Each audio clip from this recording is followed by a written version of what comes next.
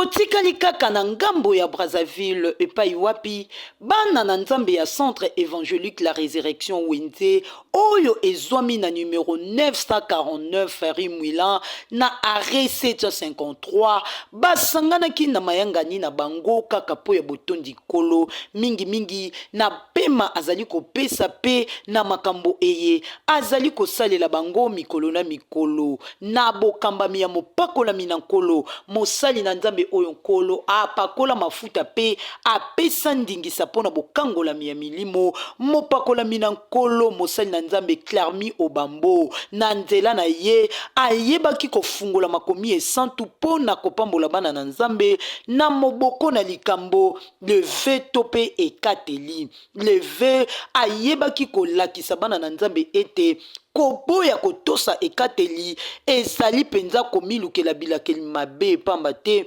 ebele na bana na nzambe bazwa bave na ba ecclesia ba enveloppe kutu ekoma nango ba bloc note ya kokomela ba adresse pe ba message mosusu kasi bayeba kokokisa bave wana te ememela bango bilakeli mabe na bandenge ebele talatina ayebaki kolakisa bango kobondela pe pona bango kolongola malédiction wana asukaki wana te na lisungi ya molimo mosantu nde ayebaki kotalisa bana nzambe ete ezali na milulu minene eye bazali lisusu kolengele kaka pona ntina ya bave pona kobondela na baebanso bazwa bave pe bakokisa yango te ayebaki na kosenga na bana na nzambe nyonso bayeba komema bave na bango na ntina ete babondela pona bango bilakeli mabe oyo ezali na nsima ya kozanga kokokisa bave elongwa kati na bango yeba ete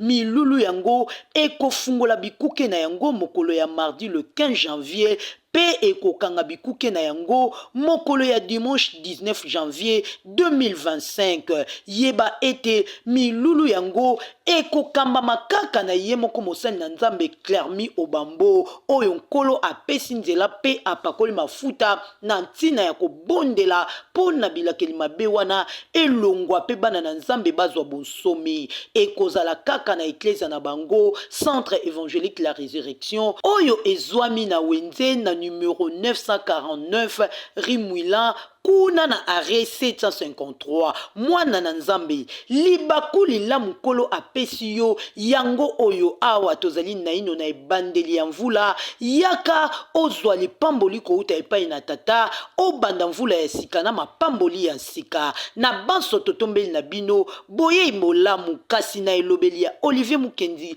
mosali na nzambe Clarmi Obambo azangaki maloba te.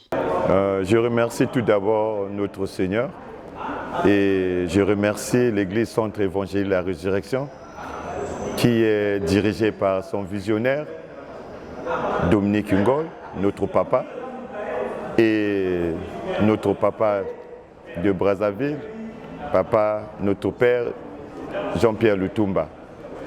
Bon, le thème de cette semaine, Dieu m'a parlé, c'est sur les vœux. Et nombreux parmi nous, on a des problèmes sur les vœux. On avait pris les engagements que jusqu'alors qu'on n'a pas concrétisé ou réalisé. Et c'est ça le problème qui se passe au niveau des enfants de Dieu. J'ai pris un exemple de Jonas. Jonas avait une mission avec Dieu qu'il n'avait pas fait et le malheur l'a suivi.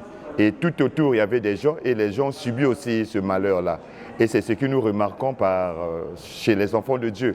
Nous sommes dans la bonne saison, c'est un cycle, mais le cycle là, c'est un cycle de la bonne saison.